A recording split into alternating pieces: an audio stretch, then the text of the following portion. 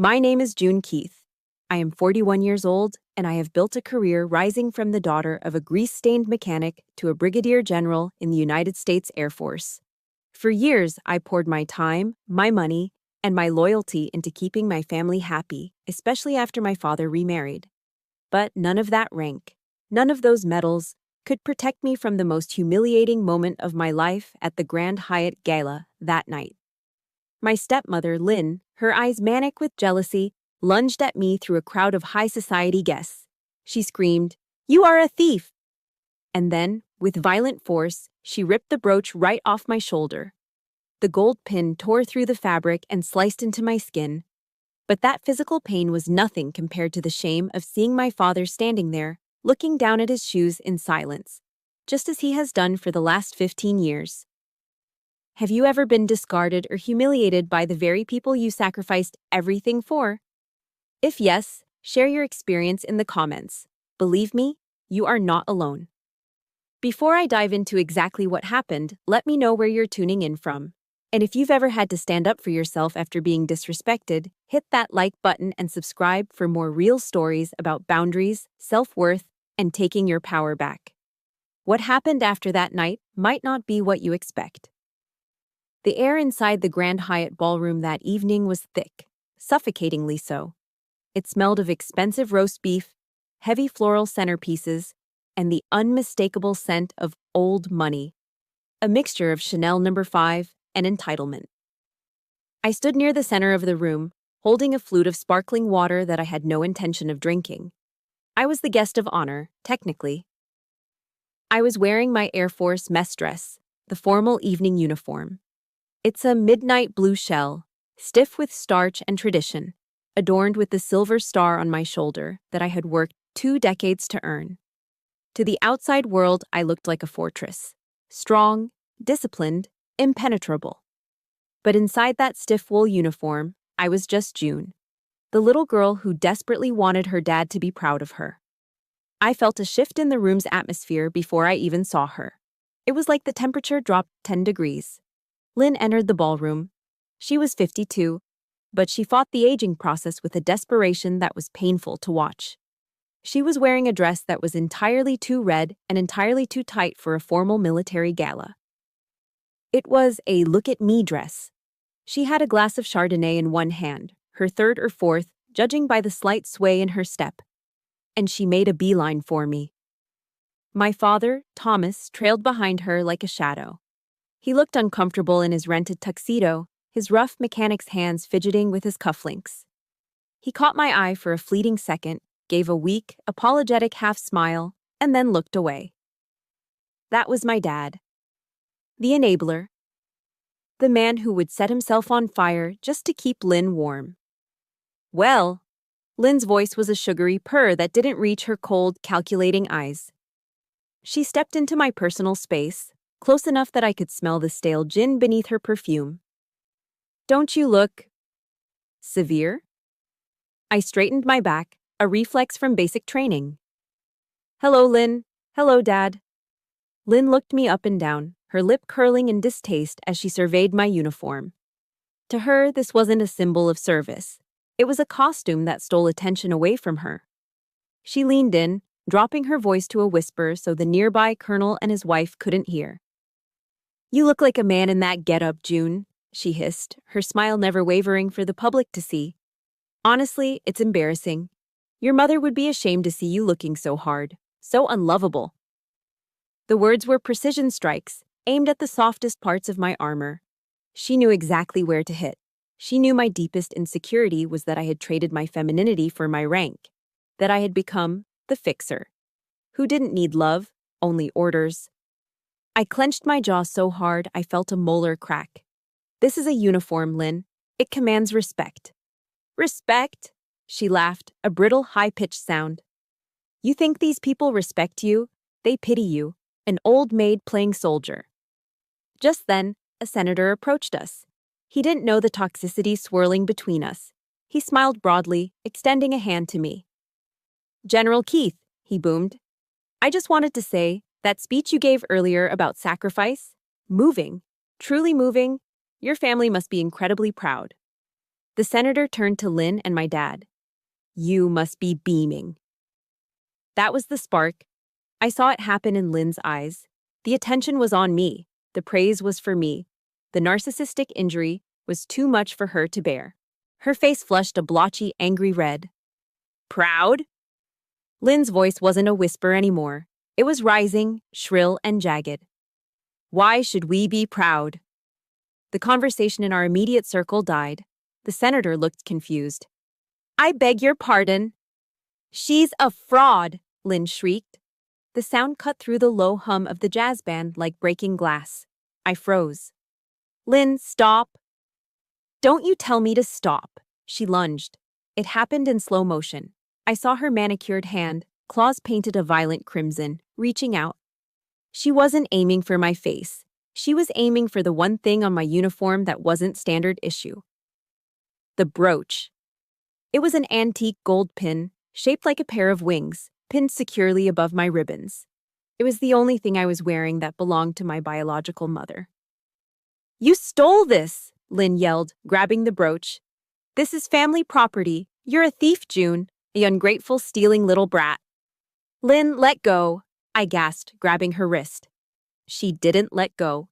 She yanked. She pulled with the hysterical strength of a woman who felt her spotlight slipping away. "Reep!" The sound was sickeningly loud in the silent ballroom. It wasn't just the sound of the pin popping open. It was the sound of the thick, expensive wool of my mess dress tearing. The clasp of the brooch gave way, but not before the pin drove deep into the soft flesh of my shoulder. I flinched, a sharp, hot bolt of pain shooting down my arm. But the physical pain was distant, muted by the shock. Lynn stumbled back, clutching the brooch in her hand like a trophy. A jagged flap of my dark blue uniform hung loose, exposing the white shirt underneath. A small circle of blood began to stain the white fabric, bright and horrifying. The entire ballroom was dead silent. 200 pairs of eyes, generals, senators, their spouses, were staring at us. Staring at the crazy woman in the red dress. Staring at the general with the torn uniform. But I wasn't looking at the crowd. I was looking at my father. "Dad," I whispered. My voice sounded small, like the 10-year-old girl who used to hand him wrenches in the garage. Thomas stood there, 5 feet away. He saw the blood. He saw the tear. He saw the absolute humiliation burning my face. He didn't move. He didn't step forward to check on me. He didn't yell at Lynn. He slowly, agonizingly, turned his head and looked at the floor, studying the pattern of the carpet as if his daughter wasn't bleeding in front of the city's elite. The silence stretched on, heavy and suffocating. The throbbing in my shoulder synced with the pounding of my heart. Thump, thump, thump. It wasn't the pin that hurt. It was the silence. That familiar, cowardly silence that I had been making excuses for my entire adult life. As I stood there, clutching my torn shoulder, watching my father refuse to meet my eyes, the glitter of the Grand Hyatt dissolved. The smell of expensive perfume faded, replaced by the phantom smell of motor oil and cheap coffee. My mind didn't stay in the ballroom. The shock was too much. It catapulted me back. Back before the stars on my shoulder. Back before Lynn. Back to the garage and the man my father used to be before he let himself be hollowed out. I looked at the brooch in Lynn's hand, glittering under the chandeliers, and suddenly, I wasn't 41 anymore. I was a child again. And the story of that brooch and how we ended up here began to play in my memory like an old, painful movie. The sharp sting of the gold pin digging into my shoulder in the Grand Hyatt ballroom was grounding, in a cruel way. It was a specific kind of pain, sharp, metallic, and sudden. It reminded me of the time I cut my hand on a rusted fender when I was 12, trying to help my dad in the garage. Back then, my father, Thomas, didn't stand there and look at his shoes while I bled. He had scooped me up, his face pale with worry, and carried me to the kitchen sink to wash the cut with the gentleness of a man handling a baby bird. That was the man I remembered. That was the man who had slowly disappeared, replaced by the ghost standing next to Lynn in a rented tuxedo. As the murmur of the horrified crowd faded into the background, my mind retreated to the safety of the past. I needed to remember him as he was, to understand why I was still standing here, taking this abuse, instead of walking away. Our house wasn't much. It was a small siding-clad box in a neighborhood where the lawns were mostly crabgrass and the driveways were stained with oil. But it was home. After my mother passed away from ovarian cancer, a battle that left us with a mountain of medical bills and a quiet, echoing emptiness in the hallway. It was just the two of us. My dad was a mechanic. He didn't just work on cars, he breathed them. He worked at Miller's Auto Body for 30 years, pulling 60-hour weeks just to keep the lights on and put food on the table. To this day, the smell of Gojo hand cleaner, that gritty orange-scented paste, makes me want to cry. It was his cologne. No matter how hard he scrubbed his hands with that stiff bristle brush every night, the grease never fully came out. It was permanently etched into the fingerprints of his calloused hands, a tattoo of his sacrifice. He wasn't a man of many words. He didn't know how to do the emotional support thing that parents do today. We didn't talk about our feelings. We talked about gaskets, spark plugs, and whether the Mets had a shot at the pennant this year. But I never doubted that I was the center of his universe. I remember the day I left for basic training. It was a gray, overcast Tuesday in October. We drove to the recruitment center in his old 1998 Chevy Silverado. The truck had more rust on the wheel wells than paint, and the heater rattled like a dying lung. But he kept the engine running smooth as silk. The ride was silent. The radio played a low country song, something about leaving and coming home, filling the awkward space between us. I was terrified. I was 19, skinny, and leaving the only world I had ever known. When we pulled up to the curb, he put the truck in park but didn't unlock the doors immediately. He gripped the steering wheel so tight his knuckles turned white. "June," he said, his voice rough, like gravel crunching under tires. He didn't look at me. He stared out the windshield at the rain. "You keep your head down. You listen to your TI. You show 'em what you're made of." "I will, Dad." He reached into the front pocket of his faded flannel shirt and pulled out a $20 bill. It was crumpled, soft from being in the wash, and stained with a faint smudge of motor oil. "Take this," he said, shoving it into my hand. "Dad, I don't need—" "Take it," he insisted, his voice cracking just a fraction. "For food on the road, or a phone card, just take it." I knew that $20 was probably his lunch money for the next week. I knew he would be eating peanut butter sandwiches until payday. I took the bill, fighting back tears, and shoved it into my pocket. That $20 felt heavier than the duffel bag I carried on my back. It was the weight of his love, expressed in the only currency he had. Years later, when I was deployed to Iraq, his letters became my lifeline. They weren't poetic. They were written on lined notebook paper, usually with a blue ballpoint pen that skipped. "Dear June, hope you are safe. Replace the transmission on Mrs. Higgins's Buick today. Took 4 hours. The dog misses you. I miss you. Love, Dad." Short, simple. But every time I opened one of those envelopes, I could smell the faint scent of cigarette smoke and engine oil. And it felt like a hug. I found out later from a neighbor that he had slapped a giant bumper sticker on that rusted Chevy. "My daughter protects your freedom, U.S. Air Force." He would point it out to anyone at the grocery store, beaming with a pride that made his tired eyes light up. But pride doesn't cure loneliness. When I came home on leave after my second tour, I saw the toll the years had taken. I walked into the house unannounced and found him sitting in his recliner in the dark. The only light came from the flickering blue glow of the television. He was eating a hungry man frozen dinner, rubbery Salisbury steak and dry corn, straight out of the foil tray. The house was silent. The silence of a man who had no one to tell about his day, no one to ask him if he was tired, no one to share that cheap, watery coffee with in the morning. My heart broke right there in the living room doorway. I felt guilty. I was out building a career, seeing the world, becoming an officer, and he was here, fading away in the blue light of the TV. "Dad," I had said, sitting on the armrest of his chair, "you can't live like this. You need to get out. Join a club. Go to the VFW dances. Find a companion. I pushed him. I pushed him because I loved him. I pushed him because I didn't want him to die alone in that recliner. I want to pause here and ask you guys something.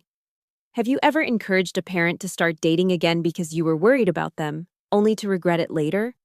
Or do you miss the version of your parents before a toxic partner took over? If this resonates with you, please hit that like button and comment, "I remember" below.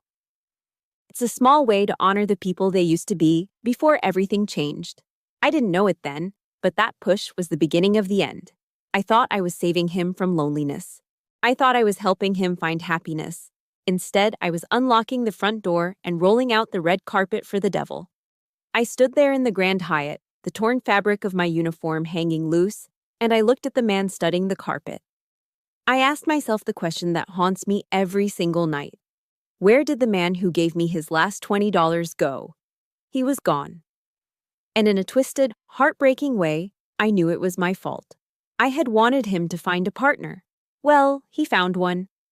And now she was wearing a red dress, holding my mother's brooch, and smiling like she had just won a war. But the war wasn't over. In fact, as I watched Lynn's smug satisfaction, I realized something. The war had just begun. And unlike my father, I wasn't going to surrender. They say the devil doesn't come to you with horns and a pitchfork. He comes as everything you've ever wished for. In my dad's case, she came bearing a Tupperware container of homemade meatloaf and a smile that could brighten a room. Her name was Lynn. I met her about 6 months after I urged my dad to get back out there. She was a cashier at the local hardware store where Dad bought his parts. She was 52, vibrant, and seemed to hang on his every word. At first, I was relieved. I truly was. The love bombing phase, a term I learned much later in therapy, was textbook perfect. When I came home to visit, the house was clean. There were curtains on the windows where bare blinds used to be. The smell of stale tobacco was replaced by the aroma of pot roast and apple pie. "June, honey," Lynn would chirp, rushing to hug me the moment I walked through the door. "Look at you. My goodness, Thomas, doesn't she look heroic? Our very own protector of the skies." She played the part of the doting stepmother flawlessly. She bragged about my rank to the neighbors. She straightened my collar. She poured my dad's coffee and laughed at his same 3 jokes like she was hearing them for the first time. For the first time in years, I saw my dad smiling, really smiling. The shadows under his eyes lightened. He stood a little taller. I let my guard down. I thought, finally, he's safe. I can stop worrying. But safety, I learned, has a price tag. And Lynn was about to start sending me the bill. It started small. Innocent, almost. "Oh, June," Lynn whispered to me one afternoon while we were washing dishes. "I hate to bother you, but the water heater is making this awful clanking sound. Your father is so worried about the cost. You know, being on a fixed income with Social Security. I just don't want him taking cold showers in December." It was a reasonable request. My dad was on a fixed income. I was a major at the time, making decent money, single with no dependents. "Don't worry, Lynn," I said, pulling out my checkbook. "Call the plumber. I'll cover it." "You are an angel," she beamed. "A literal angel." That was the first crack in the dam. Once money started flowing, it never stopped. A month later, it was the roof. "The shingles are rotting, June. If it leaks, the mold could kill him." Another check, $2,000. Then it was the HVAC system. Then it was new tires for the truck because safety first. Every time I wrote a check, I told myself I was doing it for Dad. I was being the good daughter. I was the fixer. But looking back, I realized I wasn't paying for repairs. I was paying for access to my father. I was paying a subscription fee to keep him happy. The turning point, the moment the mask truly slipped, happened 2 years in. Dad had a health scare. He collapsed in the yard. It turned out to be severe dehydration and a minor arrhythmia. But at his age, it was terrifying. I was stationed in Germany at the time and flew back immediately, my stomach in knots the entire flight. The American healthcare system is a beast, even with insurance. By the time I got to the hospital, the administrative vultures were already circling. There were copays, out-of-network fees, and a massive deductible that hadn't been met. I found Lynn in the cafeteria, looking frazzled but oddly put together, wearing a brand new outfit I knew my dad couldn't afford. "Thank God you're here," she said, skipping the hug. "They're talking about discharging him tomorrow, but he's not ready. And the bill? June. They want $3,000 up front for the deductible before they'll schedule his follow-up stress test." $3,000.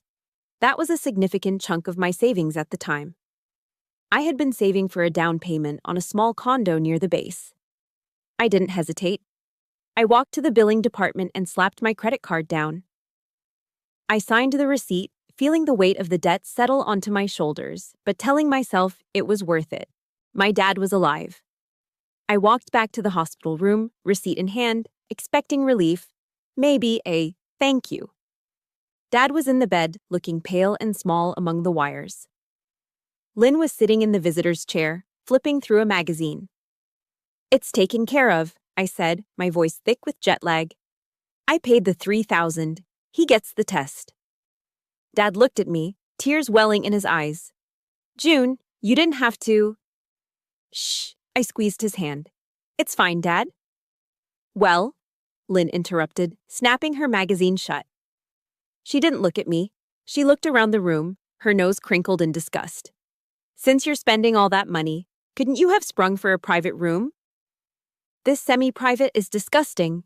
The man in the next bed snores like a freight train. Your father can't rest here." The air left the room. I stared at her. "Excuse me?" "I'm just saying," Lynn huffed, smoothing her skirt. "If you really cared about his recovery, you'd want him to have peace and quiet. Squeezing him in here like cattle, it's disrespectful. Especially for an officer's father." My blood ran cold. It wasn't just the ingratitude, it was the entitlement. The audacity to reach into my pocket, take $3,000, and then complain that I didn't give more. I turned to my father, waiting for him to defend me. Waiting for the man who taught me about respect and hard work to tell her she was out of line. Dad looked at Lynn, then he looked at me. He saw the anger flashing in my eyes. "Now, Lynn," he said weakly, his voice barely a whisper. "June did a nice thing." "I'm just looking out for you, Thomas," Lynn snapped, playing the victim instantly. "Someone has to, since your daughter is always off playing war games." Dad shrank back into his pillows. He looked away, focusing on the heart monitor beeping steadily beside him. "Let's not fight," he murmured. "Please, just let it go, June.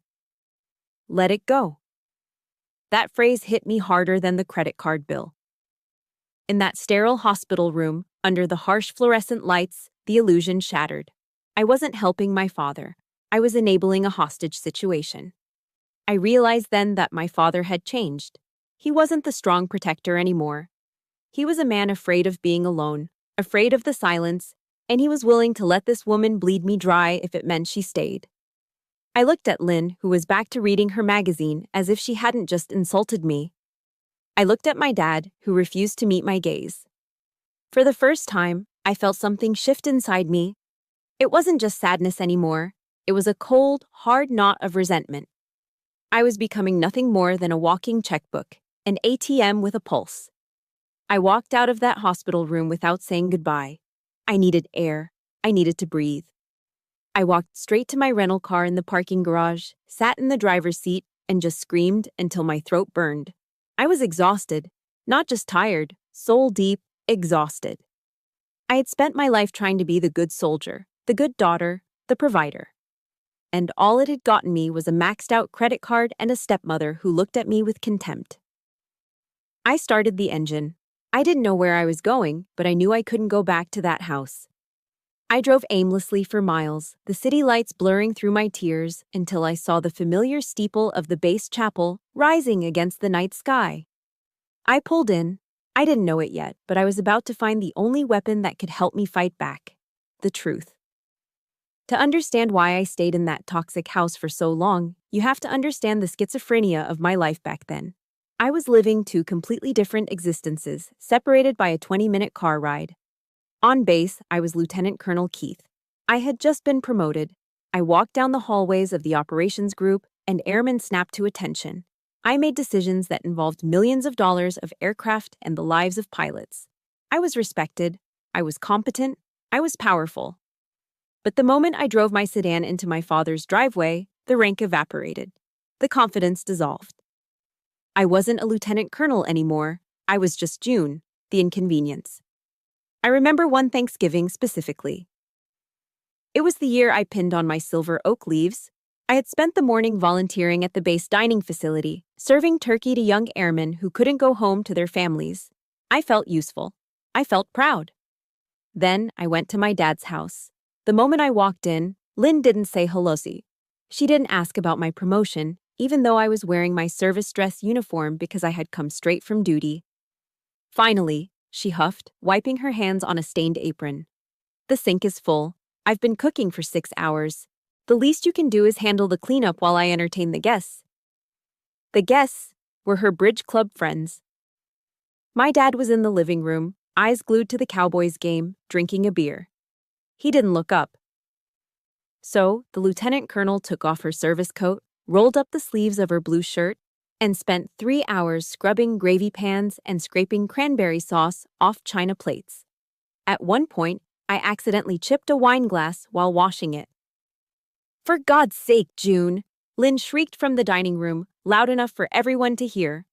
"You are so clumsy. No wonder you're not married. You'd probably break the poor man's neck trying to hug him." The room erupted in laughter. My dad laughed too. That laughter broke something inside me. It wasn't a loud break. It was a quiet, internal fracture. I finished the dishes, dried my hands, put my service coat back on, and walked out the back door without saying a word. I drove. I couldn't go home to my empty apartment, and I couldn't go back to that house. My car seemed to drive itself on autopilot, pulling me back to the only place where I felt like I had a soul: the base chapel. It was late, nearly 2100 hours. The chapel was dim, smelling of beeswax candles and lemon polish. I sat in the back pew, still in my uniform, and buried my face in my hands. "You know," a voice echoed from the front of the sanctuary. "The enemy usually attacks hardest when we're trying to do the most good." I looked up.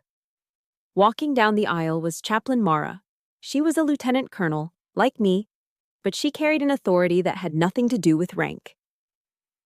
She was an African-American woman in her 60s with eyes that had seen combat zones and broken hearts, and she possessed a stillness that made you feel like you were standing on holy ground. "Chaplain," I wiped my eyes hastily, trying to compose myself. "I'm sorry. I didn't know anyone was here." Mara sat down in the pew in front of me, turning to face me. She didn't offer a tissue. She offered the truth. "I saw your promotion ceremony, June," she said, her voice like warm honey and gravel. "You looked like a lioness. So why are you sitting here crying like a lost lamb?" "Because I'm a fraud," I whispered. The confession tumbled out. "I command respect out there, Mara. But at home, I'm nobody. I let them treat me like dirt, and I take it. Because the Bible says to honor your father and mother. And I'm terrified that if I stop helping them, if I stop paying, if I stop taking the abuse, I'm a bad daughter. I'm a sinner." Mara looked at me for a long time. She reached out and tapped the silver oak leaf on my collar. "June, let me ask you something. When you send pilots into a storm, do you send them in naked? Or do you make sure they have protection?" "Protection, of course," I said. "Then why do you walk into that house defenseless?" She leaned in, her expression fierce. "The Bible does say to honor your parents. But nowhere does it say you must offer yourself up as a human sacrifice to their dysfunction. Honoring them means respecting their role in giving you life. It does not mean letting them destroy the life you were given." She opened the small Bible she carried. Ephesians 6:11. "Put on the full armor of God so that you can take your stand against the devil's schemes." Mara closed the book. "Sometimes the devil isn't a shadowy figure, June. Sometimes the schemes look like guilt trips, manipulation, and financial abuse. God gave you armor, your dignity, your boundaries, your self-worth. Taking that armor off when you walk through your father's door isn't piety. It's surrender." I sat there stunned. I had always thought setting boundaries was an act of rebellion. Mara was telling me it was an act of spiritual warfare. What do I do? I asked, my voice trembling. They are all I have. No, Mara said firmly. They are your biology. We are your family. The people who respect you. The people who see you. She stood up and looked at my bare uniform shirt. You need a reminder. A physical reminder of who you are. So when that woman tries to tear you down, you remember that you are protected. I have my rank, I said. Rank is for the Air Force. Mara shook her head. You need something for June. Did your mother, your real mother, leave you anything? A brooch, I said, thinking of the gold wings tucked away in my jewelry box. A gold pin shaped like wings. She wore it every Sunday. Wear it, Mara commanded.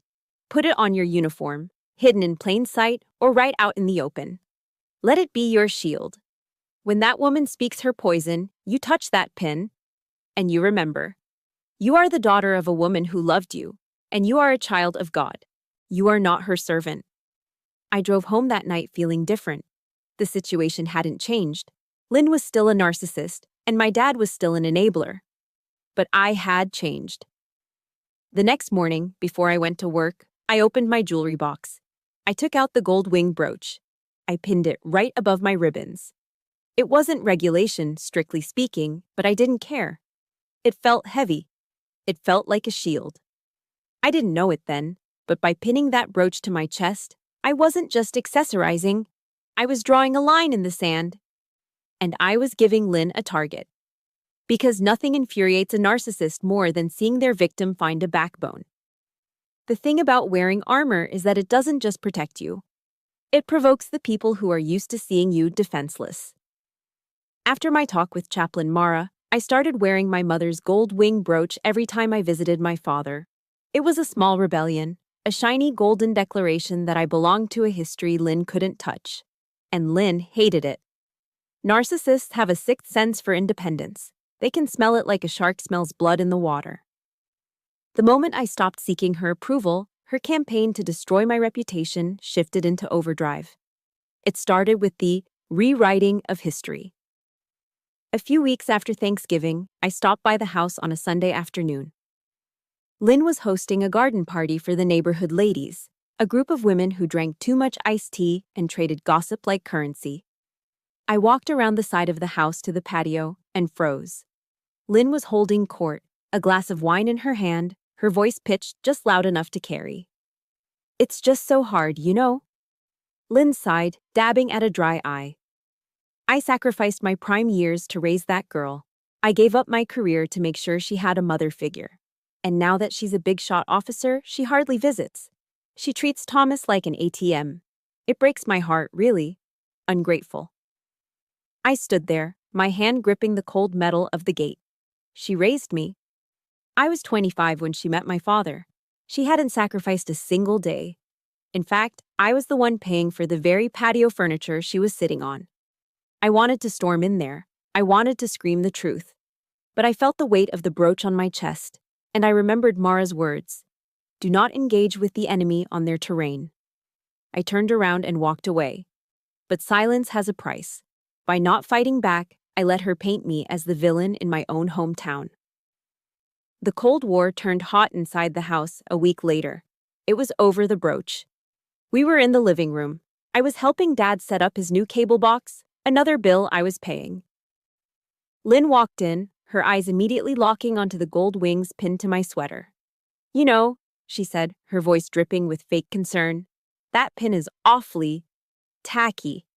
It looks like costume jewelry you'd buy at a garage sale.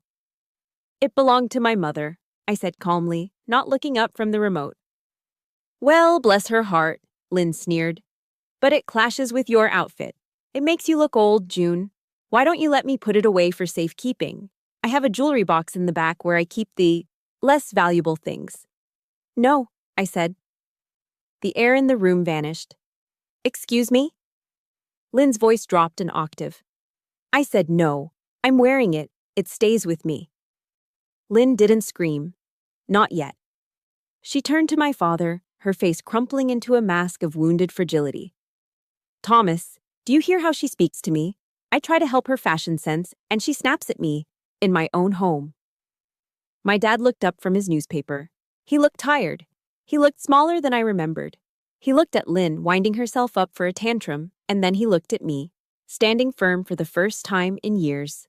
I waited. I waited for him to say, "Lynn, leave her alone. That was her mother's." Instead, he took a deep breath and let it out.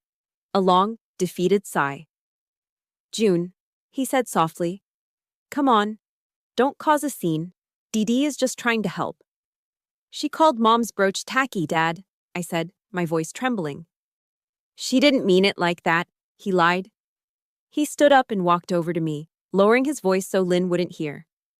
"Look, honey, just take it off while you're here. Please? You know how she gets. She's getting older, her nerves are bad. Just let it go." For me? To keep the peace? Just let it go. Those 4 words were worse than any insult Lynn could have thrown.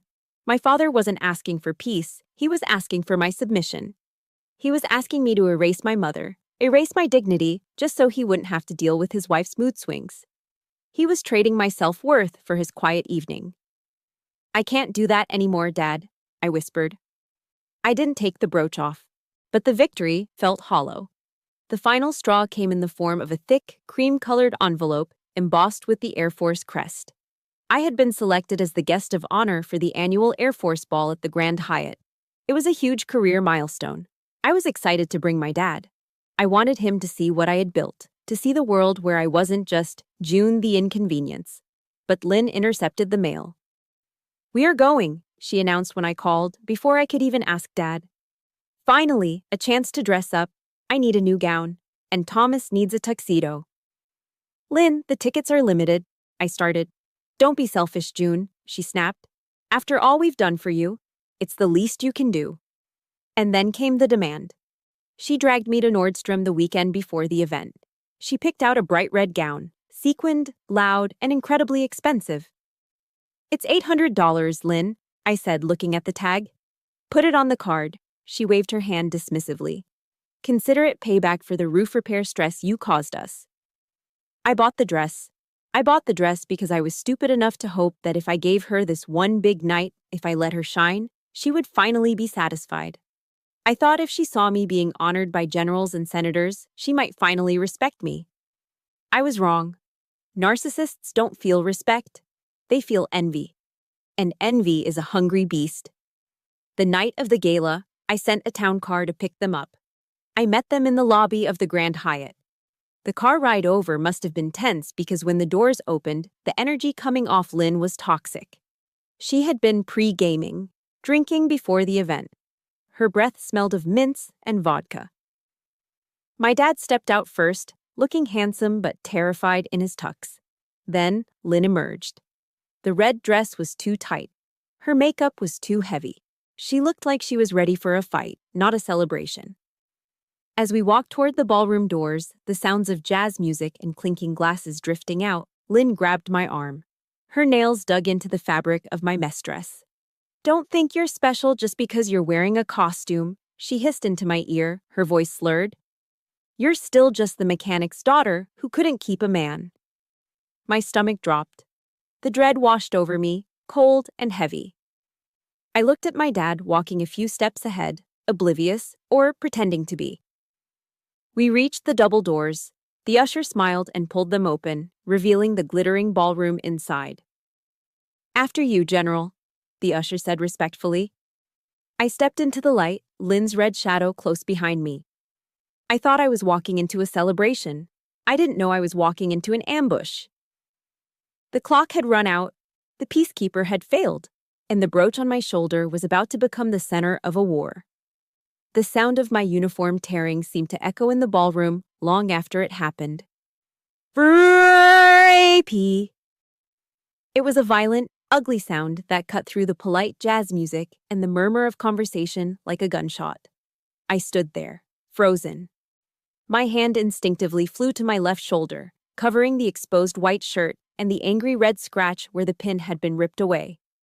I could feel the warm trickle of blood under my fingers, sticky and shocking against the starch of my uniform. Lynn stood 2 feet away from me, clutching the gold brooch in her fist. Her chest was heaving, her face flushed with a mixture of drunken adrenaline and triumph. She looked around the room, expecting applause. She expected the senators, the generals, and the high society wives to nod in agreement, to see me as the fraud she had always claimed I was. "See?" Lynn panted, her voice shrill and echoing off the vaulted ceiling. "I told you, she's a thief. She stole this from the family estate. She thinks she's special, but she's just a common thief." The room didn't applaud. The room went deadly, terrifyingly silent. The silence wasn't the polite silence of a library. It was the heavy, suffocating silence of a car crash.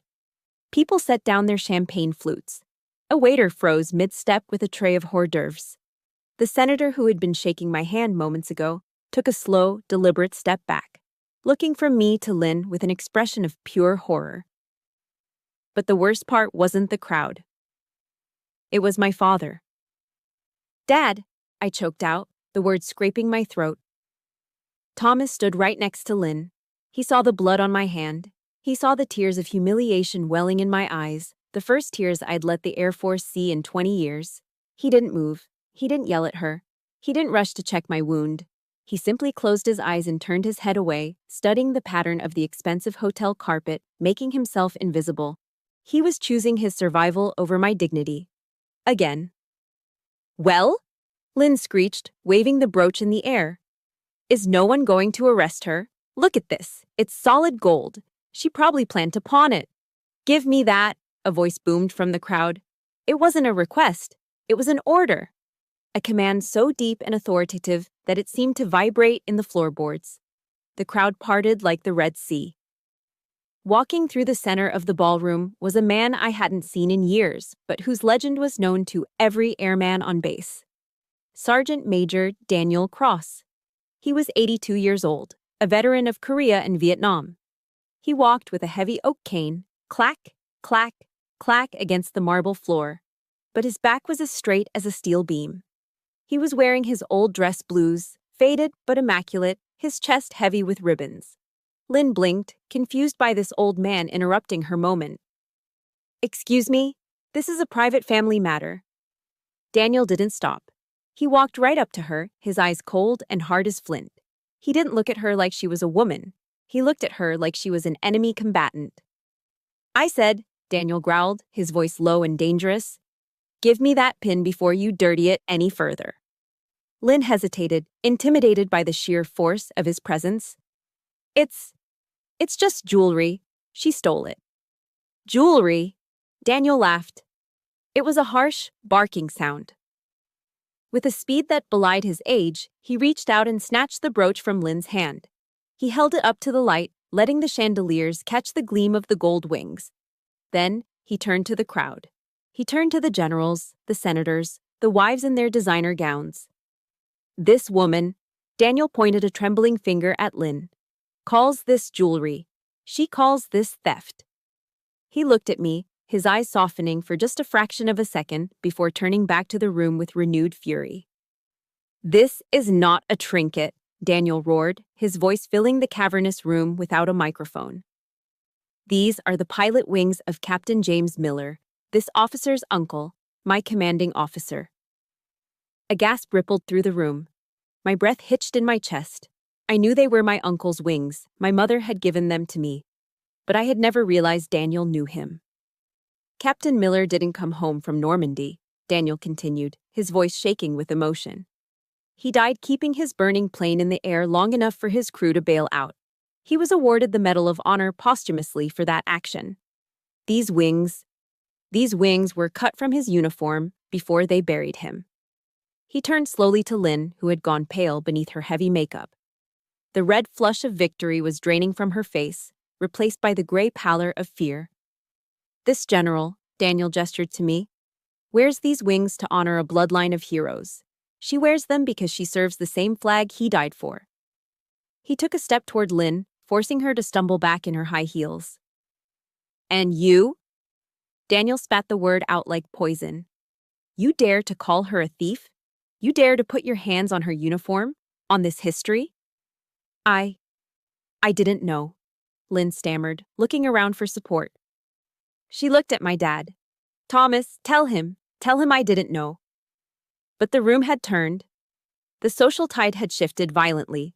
The eyes that had been judging me were now locked on Lynn with absolute disgust. The senator looked at her like she was something he had stepped in on the sidewalk. You didn't know because you don't care, Daniel said, his voice dropping to a whisper that was somehow louder than a scream. You are a small, petty woman standing in the shadow of giants. You don't deserve to breathe the same air as this officer. Daniel turned to the hotel security guards who had quietly appeared at the edge of the circle. Get this trash out of my sight, Daniel ordered. No, wait, Lynn cried, reaching for my father. Thomas, do something. They're humiliating me. My father looked up then. He looked at Daniel, the war hero. He looked at me, holding my bleeding shoulder. And then he looked at Lynn, the woman who had just been stripped naked in front of the people she tried so hard to impress. He opened his mouth, and for a second I thought he might finally fight. We should go, Lynn, he mumbled, looking back down at the floor. Go, Lynn shrieked. You're going to let them talk to me like this? Leave, someone in the crowd shouted. Get out. Another voice joined in. The shame hit Lynn like a physical blow. She realized finally that she had lost. Her face crumpled. She let out a sob that was more anger than sadness, turned on her heel, and ran. She scurried out of the ballroom like a rat caught in the pantry light, her red dress trailing behind her. My father stood there for one agonizing second longer. He looked at me, his eyes pleading for forgiveness, or maybe just permission to leave. I didn't give it to him. I just stared. He turned and shuffled after Lynn, a beaten man following his master. As the heavy doors swung shut behind them, the silence in the room broke. But this time, it wasn't whispers. It was applause. It started with Daniel tapping his cane on the floor. Then the senator joined in. Then, the whole room. They weren't applauding the drama. They were applauding the truth. Daniel walked over to me. With gentle shaking hands, he pinned the gold wings back onto the torn flap of my uniform, right over the bloodstain. Stand tall, General, he whispered, winking at me. Your armor is a little dented, but it held. I looked at the closed doors where my family had just disappeared. My shoulder throbbed, but for the first time in years, the crushing weight on my chest was gone. The secret was out. The monster had been unmasked. I have to ask you guys right now, if you were cheering when Sergeant Major Daniel put Lynn in her place, hit that like button. And tell me in the comments, have you ever watched a bully get absolutely destroyed by instant karma? Type, justice served below if you loved seeing Lynn run out of there. But as the adrenaline faded, I realized something. The public battle was won, but the private war wasn't over. My father was still out there, in the parking lot with her. And I knew, with absolute certainty, that this was my last chance to save him, or lose him forever. I looked at Daniel, nodded my thanks, and turned toward the doors. I had one more conversation to finish. The applause inside the ballroom faded as the heavy glass doors swung shut behind me. The transition was jarring. 1 minute, I was bathed in the warm golden glow of chandeliers and vindication. The next, I was stepping into the harsh, fluorescent reality of the hotel valet stand. The air outside was cold, a biting wind that cut right through the tear in my uniform. It smelled of exhaust fumes and city grit, a stark contrast to the expensive perfume inside. I saw them immediately. Lynn was already sitting in the passenger seat of my dad's old sedan, which the valet had pulled up to the curb. She was staring straight ahead, arms crossed, refusing to look at anything. She looked small, defeated, and toxic in that glass cage. My father, however, was standing outside the car. He was leaning against the driver's side door, his tuxedo jacket unbuttoned, shivering slightly in the wind. A small orange cherry glowed in the darkness near his hand. He was smoking. He hadn't smoked in 10 years. I stopped about 10 feet away. I didn't rush to him. I didn't offer him my coat. I just stood there, letting the silence stretch between us like a loaded weapon. He saw me. He took one last desperate drag from the cigarette, dropped it to the pavement, and crushed it under the heel of his rented dress shoe. His hands were shaking so badly he could barely get them into his pockets. "June," he said. His voice was raspy, broken. He didn't look at me, he looked at the concrete. I'm sorry. I didn't think she'd do that. I don't know what I thought. It was the same apology I had heard 1,000 times. "I'm sorry," she yelled. "I'm sorry she spent the money. I'm sorry, I'm sorry, I'm sorry." "You didn't think," I repeated, my voice flat. "That's the problem, Dad. You never think. You just feel. You feel afraid of being alone, so you let a monster live in our house." "She's not a monster, June," he pleaded weakly, glancing at the car window where Lynn sat like a stone statue. She has a temper. She's insecure." "She physically attacked me," I said, pointing to my shoulder. The blood had dried, making the shirt stiff. "She humiliated me in front of my commanding officers, and you stood there." He flinched as if I had slapped him. I was shocked. I didn't know what to do. "No, Dad," I took a step closer. I needed him to hear this. I needed to break the cycle right here, on this sidewalk. "You knew exactly what to do. You just chose not to do it. You chose her comfort over my safety. You chose your quiet life over my dignity." He looked up at me then, his eyes watery and red-rimmed. "June, please, don't say that. You're my daughter. I love you." "Do you?" I asked. "Because for the last 15 years, your love has felt an awful lot like a transaction. I pay the bills, I fix the roof, I cover the medical deductibles, and in exchange, you let your wife tell me I'm worthless." I saw the realization hit him. He opened his mouth to argue, but the words died in his throat. He looked at the luxury hotel behind me, then at the cheap sedan beside him. He looked at the woman in the car who had isolated him from everyone he loved. "I'm tired, Dad," I said, my voice softening just a fraction but losing none of its steel. "I am exhausted. I can't be the fixer anymore. I can't buy your happiness. It's too expensive. The price is my soul." I took a deep breath. This was it, the nuclear option. "So here's the deal," I said. "The Bank of June is closed, permanently." Dad blinked. "What?" "I'm cutting it all off," I stated clearly. "The credit cards, the payments for the house repairs, the insurance supplements, everything. I am done subsidizing the woman who hates me." "June, you can't," panic crept into his voice. We live on a fixed income. The house needs work, her medical bills." "That is her problem," I cut him off. "And it's your problem, if you choose to stay with her." I stepped into his personal space, forcing him to look me in the eye. "You have a choice to make, Thomas. Right now. Tonight." I pointed to the car. "You can get in that car with her. You can drive home. You can keep living in that misery, listening to her poison, letting her drive away your friends and family. But if you do it on your own dime. Do not call me when the roof leaks. Do not call me when she overdraws the account." I will not answer. I pointed to the hotel. "Or, you can walk away.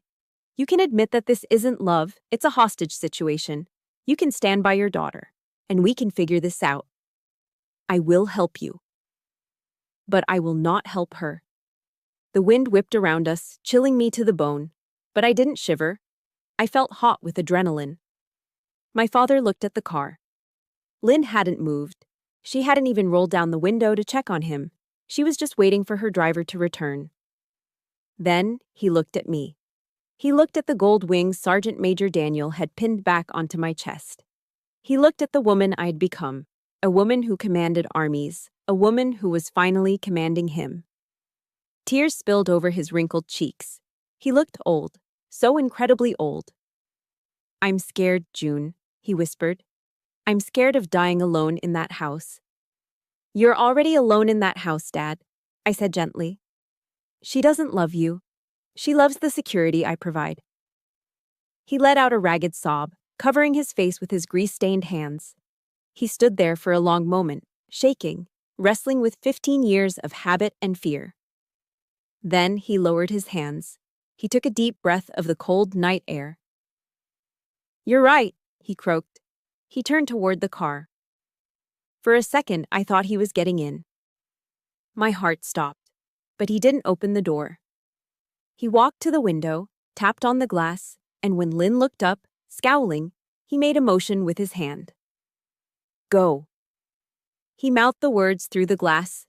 I'm staying. Lynn's jaw dropped. She started pounding on the window, screaming something we couldn't hear, but Dad turned his back on her. He walked back to me, his steps a little unsteady, but his head up. I choose you, June, he said, his voice trembling. I'm sorry it took me so long. God, I'm so sorry. I didn't hug him yet. I couldn't. The wound was too fresh. But I nodded. Okay, Dad. Okay. I reached into my pocket and pulled out my phone. My hands were steady. Let's go get you a room for the night, I said. But first, I unlocked my screen and opened my banking app. I had prepared for this moment. I tapped cards. I tapped manage authorized users. I saw Lynn's name listed under the secondary card, the one she used for her groceries that were actually designer clothes. My finger hovered over the delete button. Dad, I said, looking at him. Once I do this, there is no going back. The war starts now. He looked at the sedan pulling away from the curb, tires screeching as Lynn drove off in a rage, leaving her husband standing on the sidewalk. Do it, he said. I tapped the screen. Access revoked. I felt a surge of power that had nothing to do with rank and everything to do with freedom. The cord was cut. The enabler had awakened, and now we just had to survive the fallout.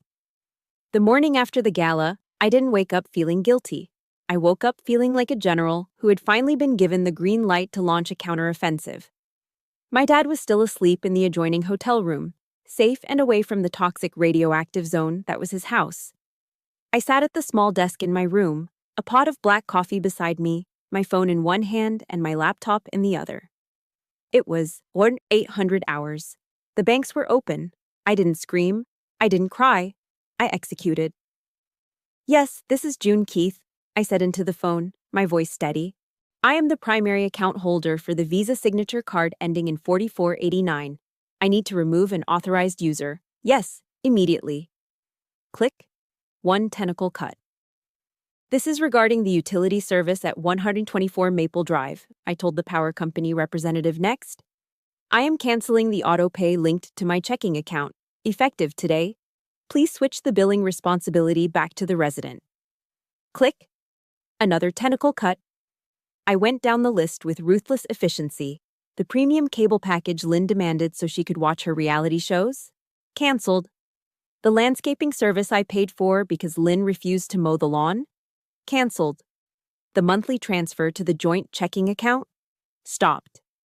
By Aero 900, I had severed every financial artery that connected me to Lynn. I had turned off the tap. I poured a second cup of coffee, feeling a strange, lightheaded buzz. It was the feeling of taking back 15 years of my life. But I knew the retaliation was coming. In psychology, they call it an extinction burst.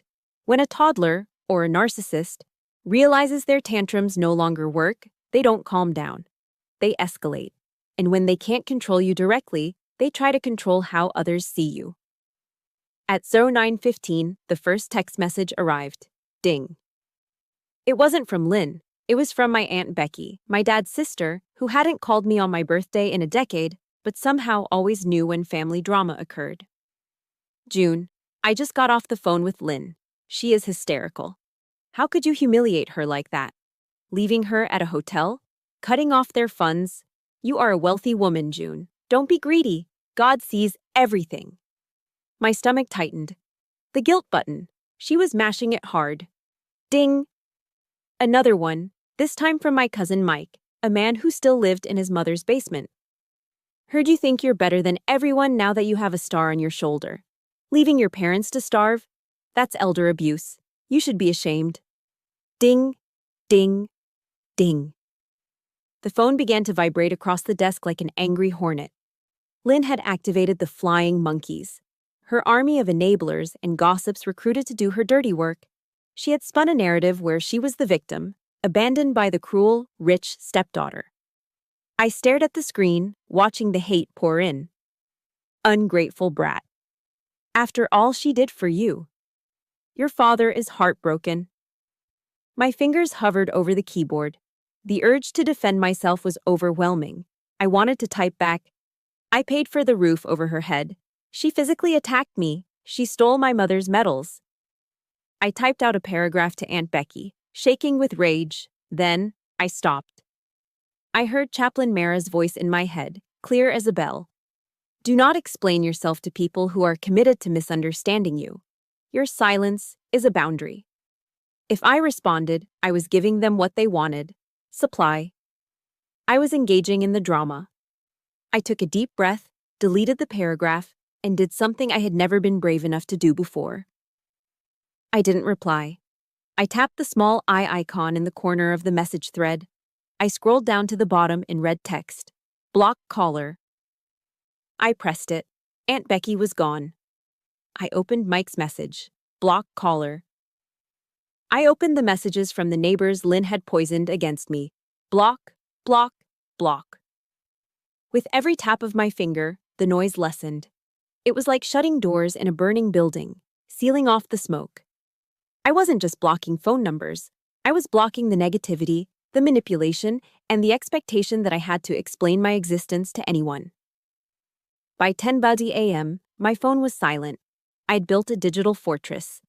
Meanwhile, across town, the reality of my actions was hitting Lynn in the most visceral way possible. I found out later from a neighbor what happened. Lynn had gone to the high-end grocery store, likely to soothe her wounded ego with expensive wine and gourmet chocolates. She had filled a cart, marched to the register, and swiped the card I had just canceled. Declined, the cashier would have said. Lynn probably argued. She probably told them to run it again. She probably made a scene, claiming it was a bank error. But it wasn't an error. It was a consequence. For the first time in 15 years, Lynn had to reach into her own purse. And she found nothing but dust. That was the breaking point. Without my money, Lynn had no use for my father. She realized the gravy train hadn't just derailed, it had vanished. She went back to the house, but she didn't go back to apologize or wait for her husband. She went back to loot. When my dad and I finally drove to the house later that afternoon, pulling into the driveway with a sense of dread, the front door was standing wide open. We walked inside. The house was trashed. It looked like a tornado had touched down in the living room. Vases were smashed against the walls. The curtains, the ones I paid for, were torn down. But the silence was different this time. It wasn't the heavy, suffocating silence of walking on eggshells. It was the hollow, echoing silence of emptiness. The TV was gone. The silver set from the dining room was gone. My dad's small collection of tools from the hall closet was gone. Lynn had packed whatever she could fit into her car and vanished. Dad walked into the kitchen. On the counter, where she used to leave her pile of bills for me to pay, there was nothing. No note, no apology, no, I love you. Just a ring of water from a glass she had left behind. He stood there, looking at the empty space where his wife used to be. I braced myself. I thought he would crumble. I thought he would chase after her. Instead, he walked over to the refrigerator. He opened it, took out a beer, and cracked it open. The sound, pshh, was loud in the quiet kitchen. He took a long sip, closed his eyes, and exhaled. It was the first time I had seen him breathe deeply in years. Well, he said, his voice steady, it looks like we have some cleaning up to do. The vampire had fled the castle. The flying monkeys had been blocked at the gates. And as I looked at my dad, standing amidst the wreckage of his marriage but finally free, I knew the hardest part was over. Now, we just had to rebuild. The first thing I noticed about the house after Lynn left wasn't the silence.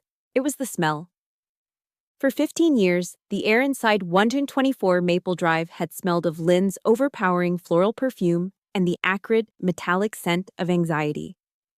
But a month after the Great Purge, as I like to call it, the air smelled like hickory smoke, charcoal, and sweet barbecue sauce. It was a Saturday evening in late May. I sat on the back patio, on one of the lawn chairs I'd bought to replace the fancy set Lynn stole, sipping an iced tea. My dad stood by the Weber grill, a pair of tongs in one hand and a cold Miller High Life in the other. He was wearing an apron that said, Grill Master, a cheesy gift I'd bought him at the BX, but he wore it like it was a tuxedo. "Hey, June," he called out over his shoulder, smoke billowing around him. "How do you like your ribs? Fall off the bone or with a little bite?" "You know the answer, Dad," I smiled. "If I have to use a knife, you failed." He laughed. It was a rusty sound, unused for too long, but it was real. The lines of tension that had permanently etched themselves into his forehead were softening. He looked older, yes, but lighter. The shadow was gone. We ate with our hands, wiping sauce off our chins with paper towels, talking about everything and nothing. The Dodgers' losing streak, the price of gas, the way the hydrangeas were blooming. It was mundane, and it was the most beautiful dinner I'd ever had.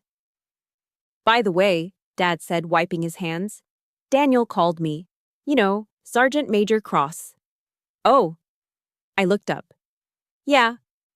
The VFW Post is doing a Memorial Day dinner next week. They want to honor the families of the fallen. Because of, you know, the pin. Your uncle." He fidgeted with his napkin. He asked me to speak. "That's great, Dad," I said. "I don't know." He shook his head, looking down at his plate. "I'm just a grease monkey, June. I don't give speeches. I fix transmissions."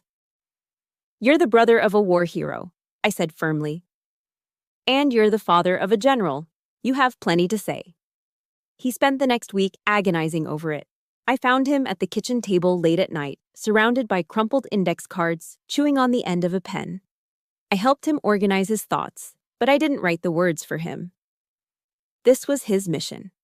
The night of the event, the VFW Post 442 was packed.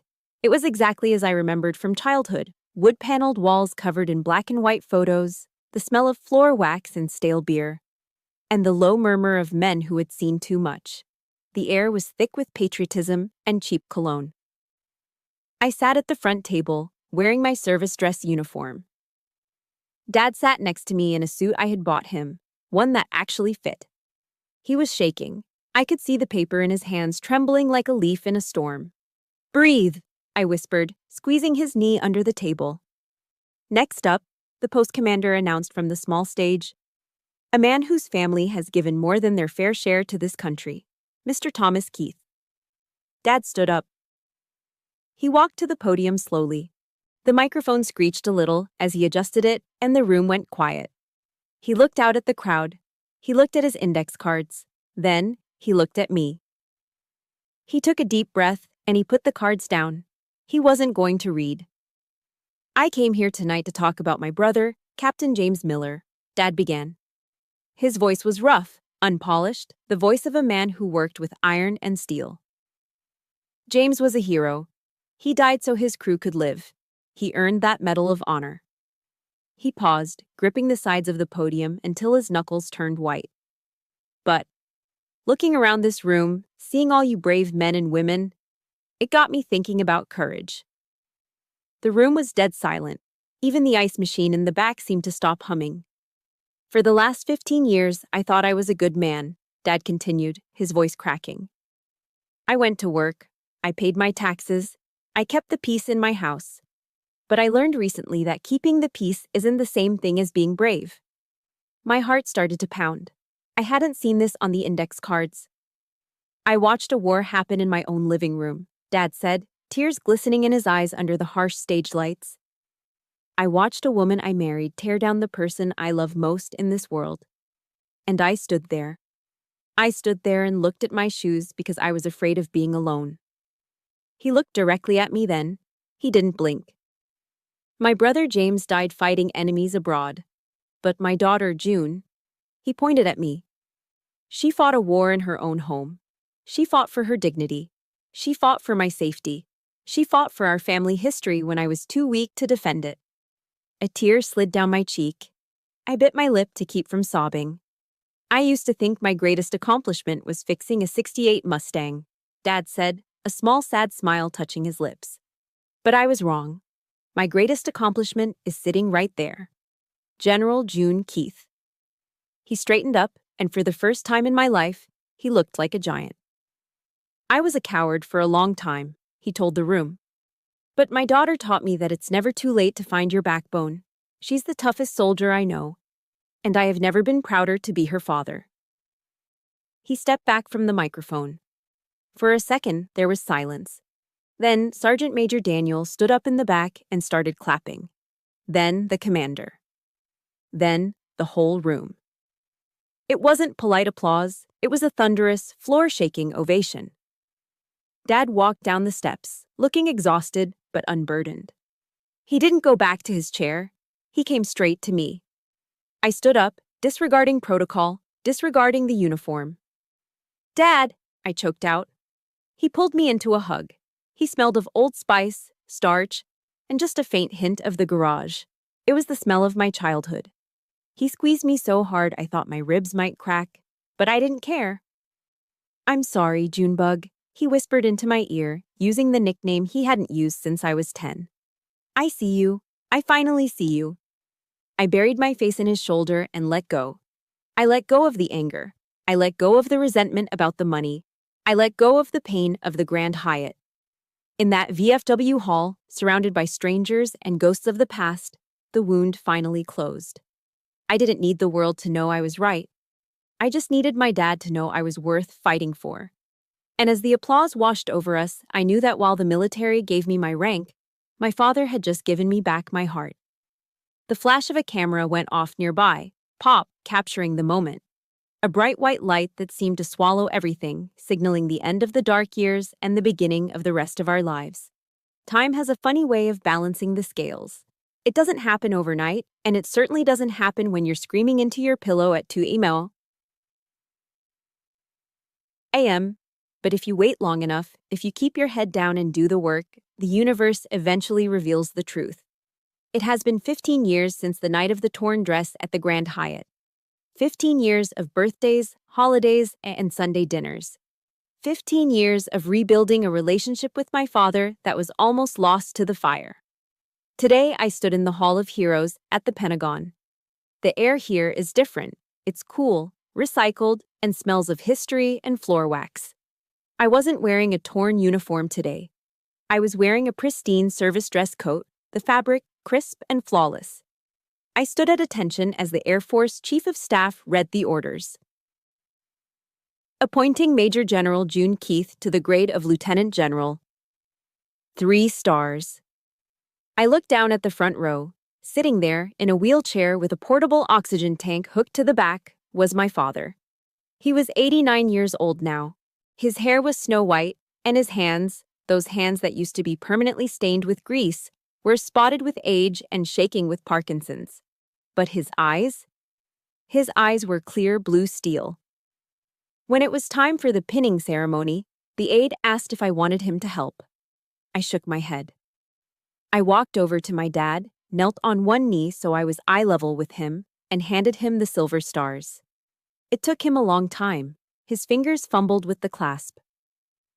The room waited in respectful silence. No one rushed him. Finally, he clicked the stars onto my epaulets. He patted my shoulder, his hand heavy and warm.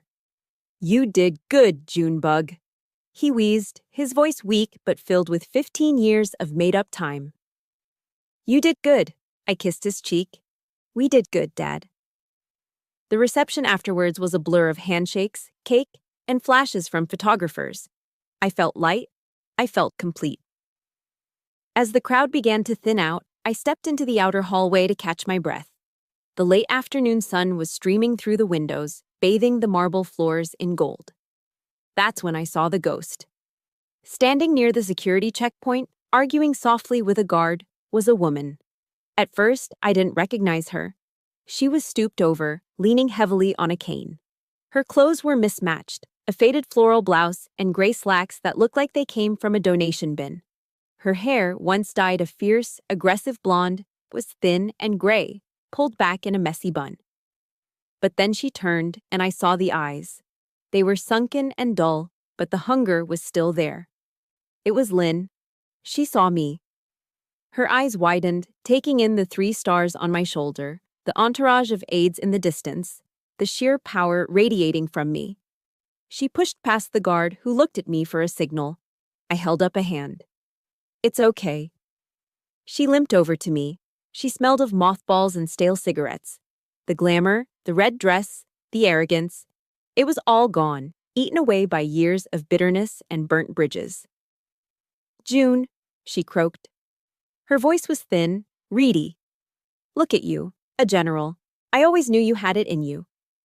I didn't smile. I didn't frown. I just looked at her with the clinical detachment of a doctor examining an old scar. "Hello, Lynn." "I saw it in the paper," she said, clutching her cheap handbag. "The promotion.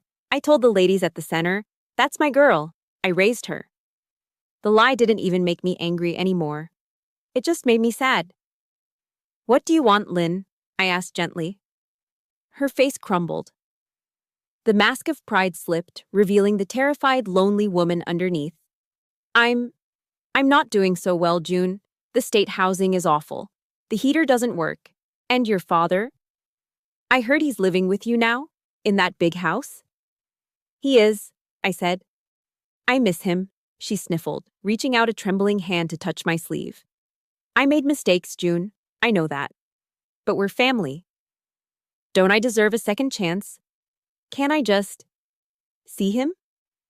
Just for 5 minutes." I looked at her hand, the same hand that had ripped the brooch from my shoulder 15 years ago. I looked at her face, pleading for an entry point, looking for a crack in the armor where she could slip back in and start the cycle all over again. I thought about the years of therapy. I thought about the nights I held my dad while he cried, recovering from her emotional abuse. "No," I said. The word hung in the golden light, soft but immovable as a mountain. "No." She blinked, tears forming in her eyes. "But I thought you were a Christian woman. I thought you believed in forgiveness." "I do," I said, and I meant it. "I forgive you, Lynn." She brightened, stepping forward. "Oh, June." I held up a hand to stop her. "I forgive you," I repeated. "I forgive you because I refuse to carry the rock of hating you in my pocket for one more day. I forgive you for my own peace, not for your comfort." I leaned in slightly, my voice dropping to a whisper. "But forgiveness is not the same thing as access. You lost your seat at our table 15 years ago. You don't get to come back just because you're hungry." Lynn froze. The hope died in her eyes, replaced by a flicker of the old rage, but she was too weak to act on it. She looked at the security guards, then back at me. She realized finally that she had no power here. She was a ghost haunting a house that no longer existed. "Goodbye, Lynn," I said. I didn't wait for her to respond. I turned around. "Dad is waiting," I said to myself. I walked back into the reception hall. My father was sitting by the window, watching the sunset over the Potomac River. When he saw me coming, his face lit up. I walked over and took the handles of his wheelchair. "Who was that?" he asked, his voice raspy. "I thought I saw someone in the hall." I looked back one last time. The hallway was empty. The ghost was gone. "Nobody, Dad," I smiled, releasing the brake on his chair. "Just a shadow from a long time ago. It's gone now." I pushed him forward, out of the shadows and into the warm, golden light of the late afternoon sun. We had survived. We had won. And most importantly, we were free. Looking back, the most expensive lesson I learned wasn't at the Air Force Academy. It was in that parking lot with my father. For years, I believed that love meant setting myself on fire just to keep others warm. I thought saying no was an act of betrayal. But I was wrong. The truth is, we teach people how to treat us. Setting a boundary isn't an act of war. It is an act of self-respect. You can love your family from a distance if being close to them destroys your spirit. Your peace is worth more than their approval. Now, I want to turn this over to you. I know many of you are fighting your own battles in silence right now. If my story gave you even a little bit of courage to stand up for yourself, please hit that like button. It helps this message reach the people who need it most. And drop a comment below. Have you ever had to cut ties with a family member to save your own sanity?